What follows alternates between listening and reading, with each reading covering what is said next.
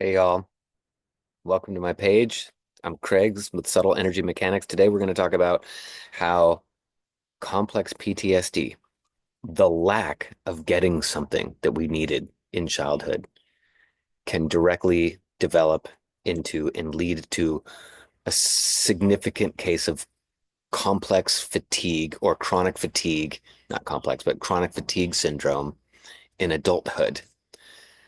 And if we don't identify how that happens, we're going to end up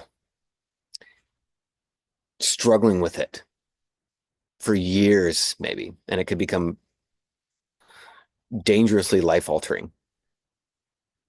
Was just got off the phone with a client of mine who's a medical doctor who had to quit her job as an ICU doctor in California. And there's another video on here with me with an interview with her, as well as what it looks like working with her. And you can see, you can we dive down into what some of the missing piece is in my experience with how this complex PTSD leads into chronic fatigue. And if we don't get it right, what can happen? So if you stick around to the end of this video, what I will do is I'll spend a couple of minutes doing some of this energetic attunement work that I do that seems to be a missing piece for many people. It was a missing piece for me with my struggle with trauma, which then developed into my own complex PTSD and weird behaviors and thoughts and sleep and strange pains and dynamics in a relationship. It causes all sorts of stuff. So at the end of the video, I will do a couple minutes of this energy work. And for some of you, you might actually feel it. Why is that? And I'll answer the why now, and we'll pick up at the beginning, which is what's happening with complex PTSD. I heard Tim Fletcher, and you can look him up if you aren't aware of him. He's on YouTube. Tons and tons of videos, great information. He goes into complex PTSD, narcissism, codependency, mm, addiction, and how trauma in childhood will lead and create these situations. These are all adaptive situations in our adulthood that started because we missed something in childhood. And the thing that we missed in childhood is this is what Tim said. He said the one thing, our lesson for complex PTSD is the one thing that was missing was attunement, energetic or emotional attunement. He said that's the one thing that we didn't get. And if we don't get this attunement thing, we're going to end up with these dramatic problems. Our life won't turn out the way that we really thought and hoped that it would and could when we were children. What we dreamed about when you were a kid and you felt inside, what is it that I want to do? What feels amazing? How do I want to live this life? And you can feel into how that dream felt. What is that relationship I want to be in? What is the work that I want to do? And the exquisite layers of bliss that those questions may have brought you as a child, if you even had time to dream that big. But now, if you're in adulthood and you're struggling with, hey, look, somebody's hanging out, getting the front row seat. But now you're in adulthood and it's all you can do just to get through the day. Or you have a string of really toxic relationships, addictions, whether it's food or alcohol or porn or bad people, or you're addicted to exercise, like extreme sport, because there's in those addictions, there's some glimpse of what you are and who you are. There's some layer exposure of like actual bliss that you will get in these extreme endeavors. Well, how is it that that happens? And it again, as Tim was saying, it ties back to a lack of attunement in childhood.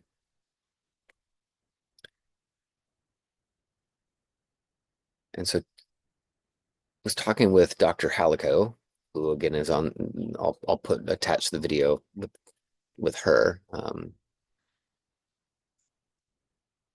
about her experience with chronic fatigue. And now she's doing this work with her patients.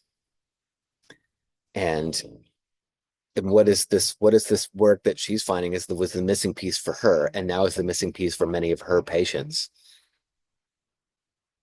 I don't know if you can hear, but there's a great big loud chainsaw going on that just started over there. Hopefully the Apple microphones aren't picking that up, but I'm not sure if they're that smart just yet. So what Dr. Helica and I were talking about was she's not leaving medicine altogether. We even scared our little lizard. So she's still taking all the things that she's learned, the functional medicine, the managing of the hormones and the inflammation, all the things that are going on in the body of us as adults when we find ourselves just collapsed with chronic fatigue or long COVID or the other diagnoses that she works with, to make sure that the diet is right and the exercise is right and the rest is right, and how functional medicine and specific dietary approaches can really address so much of these physical and hormonal and chemical processes. And that was really what she was trained to do, in addition to using, medicine. But the one thing that wasn't, the one thing that was missing was the attunement. So why do I have my hands like this? We were talking about playing a piano with one hand. You can play a piano beautifully with one hand, but if you still feel like you are debilitated or handicapped somehow, perceptually handicapped, like you might actually feel great by changing the diet and exercising, but there's still what sometimes it actually makes it even more apparent that there's still something wrong, fundamentally and foundationally wrong. You still feel like an outsider. You still feel like you don't belong. You may have found yourself best explained as somebody on the autism spectrum or neurodiverse. You don't actually feel into your body much. You feel out here. You feel out into space. If somebody asks you what you are, you feel yourself to be everything first. And only after you felt yourself to be everything do you then feel that the world like chunks you down into an individual person. But you know that the only culturally appropriate response when somebody asks you what you are is, well, I'm a mom and I'm a teacher and I'm a tennis player. But that's what people would understand is what you do and what you have. But if you stop and you know your authentic response, if somebody asks you what you are, your nervous system breathes itself as everything. And you know that that's a weird thing to say. And so you feel as an outsider. Nobody would even recognize you if you answered that way. You know yourself to be relational. And this is where we get back to the energetic or emotional attunement, is what our nervous system's needed. And our nervous system is the thing that creates the experience here. And when we're kids, especially if we're a different kind of kid, so if you were a different kind of kid, then it was likely harder for adults to actually know how to see you. Because if you're out here, they needed to do something with their nervous system and their perceptual organ to find you.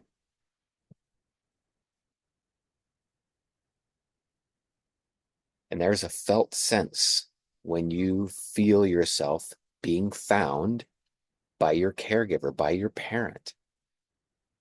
It actually makes what you are normal. Not even normal, not just normal, but amazing, intentional gift for this planet. That's the experience of self-worth. Like you don't know that you're worth anything until you are received by somebody else's nervous system as something amazing. But if we didn't get that, if our parents had something else going on, something pathological going on, or they were struggling with their addiction or their own history of trauma, right? These things can be generational. So much trauma in this world that they may have just been doing the best they could, and then they were having a sexual fling with a partner, and then all of a sudden there's a baby, but they don't have the money, and then there's the house, and it's super stressful, and they don't even know that attuning to their little one is a thing. It was all they could do just to either keep you fed, or maybe you just were orphaned or fostered or adopted. And so you made it years and years and years, just kind of scurrying as an outsider, daily fear for your life, maybe.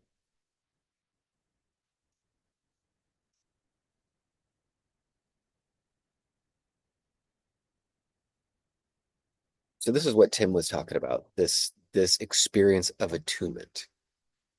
And our nervous system is not designed to thrive in isolation.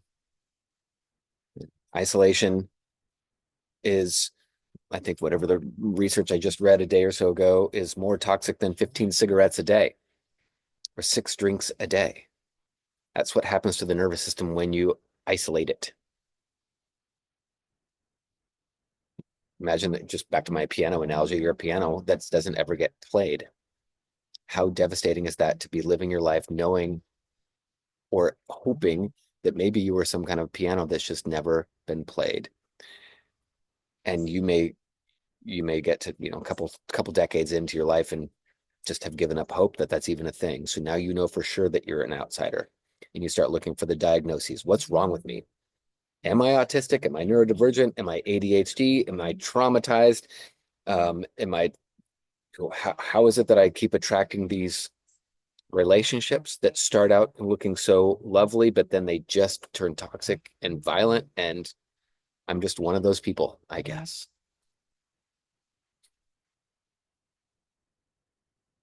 So that's kind of the starting situation for people with the complex PTSD. That we get to adulthood and we're like, something's wrong with me. And if I can figure out what it is, maybe I can start finding some direction towards freedom or ease. And looking back at the attunement. So if we lacked attunement, then what does that mean? And one thing I want to say here is in that I'm going to start talking a little bit about this attunement thing. And this ends up being the through line of all of my videos. This is the thing for me in my trauma growing up. I didn't know that that's what I mean, that's what I needed. I thought I just was anxious and stressed out and I'd got myself in some bad situations. And then all of a sudden I was on somebody's chiropractic table, and he came over and he barely touched me in the neck, and he walked off to deal with some other patients, and he came back over and he touched me on the tailbone and he walked off. And he was doing some kind of yogic stuff, and I didn't know what he was doing. I was lying there thinking, like, what is this guy doing? I'm not doing anything. And then he was off, and he came back over and he lightly touched me in the neck again. I didn't know what what was going on. So after 20 minutes, he pats me on the back and he's like, okay, you're all done. He said, if you feel better, come on back. I didn't know what to make of it at all. So I thanked him, ride my bike home, and all of a sudden, in the next 10 or 15 minutes, my whole body started to do this thing where I started to breathe differently. And I'm on my bike riding home. I've got 25 miles to ride home. And this kind of unfolding is happening where my neck and head are starting to move way more freely in it. And that had been very excruciating because I'd been in a really bad car wreck 20 years before that, where I had flown through the windshield of my truck and the truck landed on me, and I got a life flight ride into the ICU and 10 days in the ICU where they were trying to keep me alive. And now 15, 20 years later, I was pretty jacked up from all the degeneration that had happened in my body. Um, and not really knowing how best to address that. So I was just doing the best I could, trying out a different practitioner. And this guy barely touches me. But now something's happening on this bike ride where my breath is coming back to me, and the way that I'm thinking is feeling more like how thoughts should be coming. They aren't anxious. They're just free, and I'm almost like I'm being thought instead of me trying to manage my thoughts, wrestling with the thoughts of the bad thoughts and wrestling with my focus and worrying about the money and the kids and the time and my wife and what am I going to do with this, like all of the thoughts that I usually wrestled with, all of that stuff just started to, again, it seemed like I was shifting from thinking to being thought. Like the organization of this mind body somehow was finding its way home to something that felt like much more true to the design of this. I didn't know what the heck happened and how a couple of light touches in the tailbone and neck would have triggered this whole thing. And that kept happening for a couple of days. I slept better that night than I had in years. And I woke up the next morning, not just waking up, opening my eyes, but I became aware of myself still being asleep. In about the 5 seconds before I opened my eyes, I became aware of this this this being that I was, this like spirit being witness thing that was coming out of the the deep dreamless state world. I'm just watching this happen, and then I came up into this other state room where there was thoughts happening, and I was like, oh, this is dream state, this is where dreams happen, this is now imagination kicking in. And then I kept coming up and I bubbled up into awareness of what my physical body felt like that was lying there on the bed on the pillow. And then I realized like, oh, I'm now in my head. And then I opened my eyes and there was awareness where it felt like, oh, I'm now aware inside of this human body mind thing experience that's being done, that's being created by something that's not me. And and it was the first time in years that I had felt like I wasn't wrestling to keep this to keep this um the imagine or the image I get is on Avatar where those guys that they're the bad guys, the warriors are in their big walking like robots. And that's what I felt like, that I was always inside of this thing trying to, move the levers and do it all, do life, make it all happen. And it was the most profound thing where it felt like I now was somehow in alignment with the thing that was deciding to put this thing on, to put this body mind thing on the planet. I still had things to do, but it felt like I was couples dancing. I was in a couples dance now with this thing that was an intelligent creating of this. It's tough with words, y'all. Um, so I dove into what it was this guy had done to me, and fast forward, this is what I've been teaching, teaching people who didn't get the emotional attunement, because that's what this guy did to me. Somehow he figured out my pattern of twist in my body mind. And this is all laid out in yogic texts, actually, as it turns out. They had this all dialed out in maps for how the mind and the body get disconnected and how to actually bring it back to alignment with yoga is actually the term for union. Union with what? Union with that intelligence that's actually making this thing a beautiful flower of a human, if you will. You can be a tree or a rock or whatever you want to be. So anyway, this attunement thing that Tim Fletcher was talking about, how to attune. So, because if you're not attuned, you didn't get this as a child, you end up in adulthood just scurrying around dealing with the addiction because that's the only high point of your day. What's the only high point of your day is that unless you're attuned to, or I was attuned to, or others are, unless you're attuned to that intelligence, and this is where the spiritual ends up coming in, is the spiritual just really is acknowledging that everything here is real, and there's stuff going on here that's relatively real. I heard Ram Dass say this the other day, and I loved it because it's not saying that everything's real or everything's not real. It's all illusion, because we have to treat everything as though it's real, because there's real consequences to getting it wrong. Felt suffering and felt pain. So it helps us to treat this as real and to recognize that part of this experience is relatively real. And the relatively real invites, creates a space for there to be spiritual technology, energetic technology, that when, and that brings the second hand onto the piano, where when we address ourselves with this yogic science, so that, because there's a way that this intelligence, this spiritual intelligence, there's a way that it needs to move through our bodies so that we feel aligned with it. And if we contort away from it, we lose access to the felt sense of why we're here, of being worth anything. And intuitively, we should know that's not quite true. That doesn't quite make sense. That this would just all be accidental and that you are a mistake. Doesn't quite make sense. But it's not enough to just cognitively know it doesn't make sense, because you still are in pain. You're still disconnected. You still have had a shit childhood, right? So what are the actual mechanics for aligning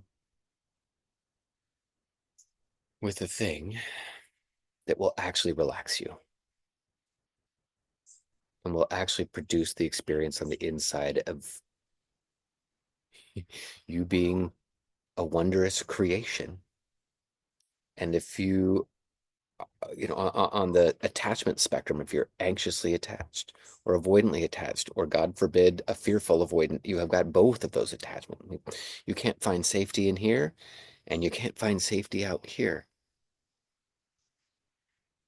And that's what this lack of attunement for years will create, is you need attunement with somebody else's nervous system to be able to find the safety.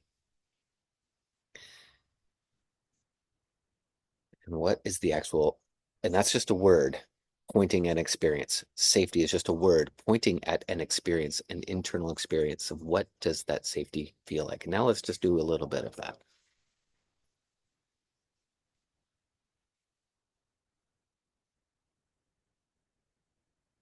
I love to use the yawn. So I call it yawn yoga. It's my pet name for it. Using the yawn to find our way into attunement.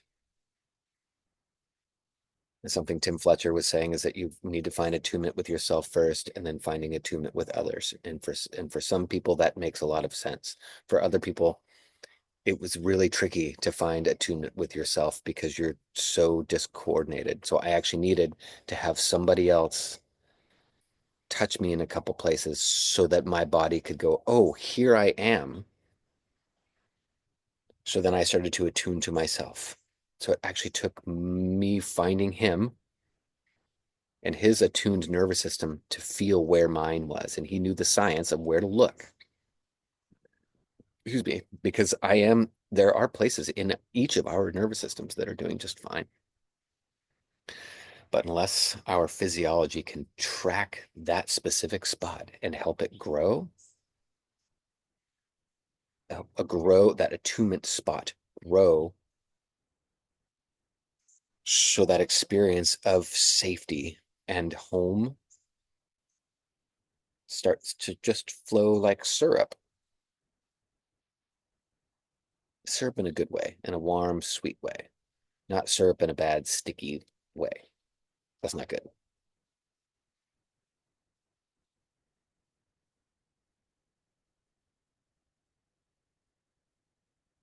We'll do some here. Is it? And if you want to do more, I have a video that you can scroll down through my page and look up the video called Yawn Yoga, and there'll be more. There'll be more coming. But this is the attunement here that you can do with yourself right now. You can do it while you're driving, sitting at the computer, walking. You can check in with yourself, like ask yourself, where's the yawn? Where's my yawn? This yawn, right there. So there's going to be three parts to it. There's going to be the focus. Where do I put my focus? Because you can put your focus in your hand, you can put your focus outside, you could put your focus in your foot. Let's put our focus here. Now in yoga, this is called Dirga Pranayam. There's upper chest, up above the heart. There's another spot. That's the diaphragm area. And then there's the bottom spot, which is the belly button. Now, if you take a second, scan right now, just internally, which one feels the easiest for you to breathe in? This one? This one? Or belly button? They might feel all easy or they might feel all terrible. This can be a place where you get all into your head about it. There's no getting it wrong. Just if there isn't a favorite place, just pick one. Okay, just pick one. And if it doesn't feel easy, but it maybe feel the least amount of the least difficulty experienced. So I'm going to choose this one because it's easiest for you to see. And I'm going to ask myself, so that's that. I'm going to focus here, bring my focus here, and then I'm going to ask myself, where's the yawn here? I'm not going to tell myself to yawn here because the yawn is a thing that comes from somewhere else. I'm going to ask myself, where's the yawn here? And then I'm going to wait and watch.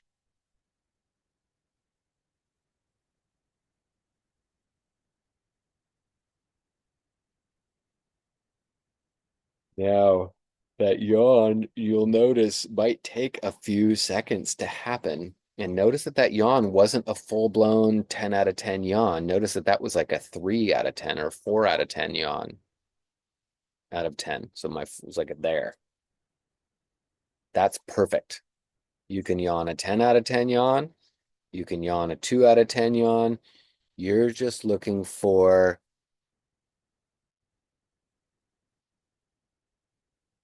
the sense where something comes in and wants to yawn you there. And so follow that thing that's trying to yawn you. No more difficult or esoteric or weird or mystical than that.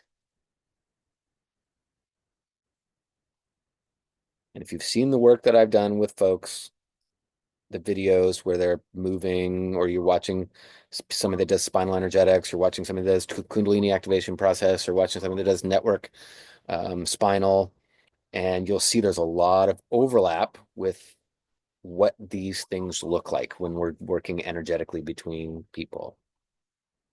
In my language, it's no more complex than how we start is finding the yawn, finding that thing that's out here that subtly wants to come in. We're going to start with subtle, and we're going to start with safe, and we're going to start with easy.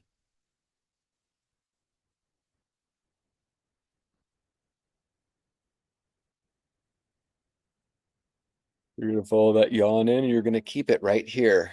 You're not going to shoot it all the way out your hands. You're going to use your focus to keep your focus here or down here, the belly button. You're just going to keep it there. Because you may notice when you find the sweet spot, and there's a sweet spot with what you're doing here or here with your focus. There's another term in yoga for what it feels like to push back on the breath a little bit. Like you're playing push hands with somebody and you want to meet their fingers and you just use the slightest pressure to get them to push back on you. It's the same thing that you do with the yawn. And it might have you slow down. It might give you this big visual of huge expanse, spaciousness happening. And now I will actually send this here up through your spine, up through the top of the head, and then back down through the spine, outside the body, and then inside the spine specifically. This is one of the miracles of technology where we are today, and the miracle of non-dual reality that I've heard from a bunch of people that when you're at the right state of sensitivity, you can feel this, whatever this is. I do want to lay out a warning here, or a cautionary thing here, is when you are looking for somebody, if you decide that you want to look for somebody as an attunement helper, because that's how our nervous systems are designed. They're relational. But if you had a traumatized childhood, your perceptual ability is handicapped. Your perceptual ability to really read somebody else's trustworthiness. As you may know that you don't have the greatest compass for somebody's trustworthiness. You either distrust everybody or you overtrust everybody. Either way, that's missing the mark, right? And that's what we would have gotten in childhood if we had somebody that really was adoring of us and our nervous system and could really attune to us and help our nervous system learn all the refinements required to navigate life to meet all of our needs.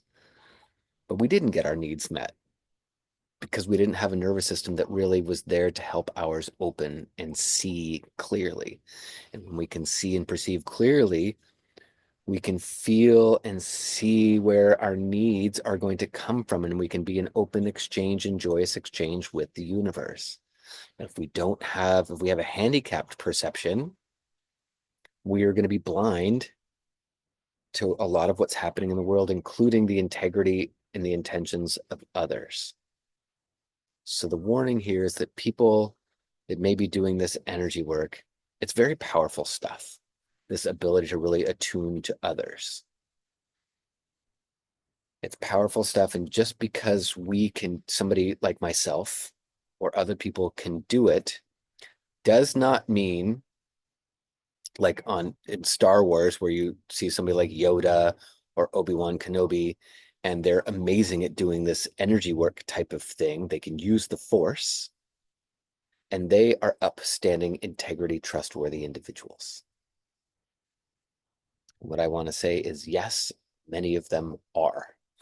But then also, like Darth Vader, you can have individuals who actually have figured out the technology for working in a non-dual way and maneuvering their attention so that you feel seen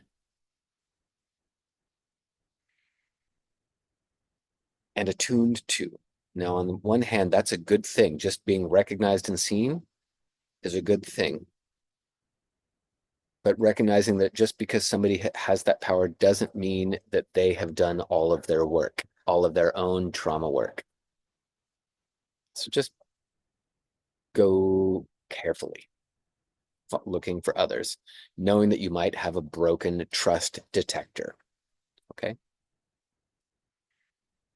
So this is where I agree. I agree with much of what Tim Fletcher says, and agree that softening your own perceptual organ with the yawn up here and then here and then down in the belly button, really not thinking it through, but feeling, what does the yawn feel like?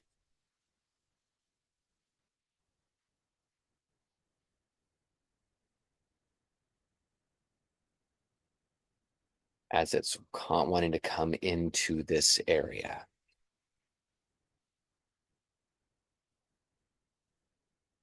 And I noticed that when I breathed into that area, my posture shifted, which is my spine and my spinal cord. That's actually training my brain to pay attention to itself and the world in a softer and more receptive way. That is attuning yourself. And the significance or asignificance about these three spots, those are the three main branches of the vagus nerve. And you may have heard that polyvagal theory or working with your vagus nerve or tuning your vagus nerve, nervous system regulation, those are all external terms for helping the internal experience come home. Feel awe, feel something that would be spiritual in nature, feel emotion that's very human, change the way the thinking happens, becoming really close with your vagus nerve through these three branches can help tune your thoughts and your emotions and your spiritual experience and your sense of safety, your sense of timing, your ability to perceive space, and your ability to get yourself out of the way as the universe is trying to bring you your needs. Feels like a good place to stop for today. Here's a shameless plug coming. The shameless plug being, if my recommendation based on this path from complex PTSD to developing a handicapped perception organ, the nervous system, and then realizing that you've got to a place where there's chronic fatigue or autoimmune or any of these, sometimes depression or any of these diagnoses that you are trying to handle with the right hand way, meaning, do I have the right therapy? Do I have the right diet? Am I avoiding the right people, getting the right boundaries and right linguistics? But there's also an energetic approach that seems to be missing. An attunement specialist or an attunement coach that might feel trustworthy to you to help you tune yourself towards receiving the life that you might barely be willing to dream about. That's my recommendation. If this makes sense to you, is for you to find yourself an attunement coach when it feels like it's the right time, somebody that you trust.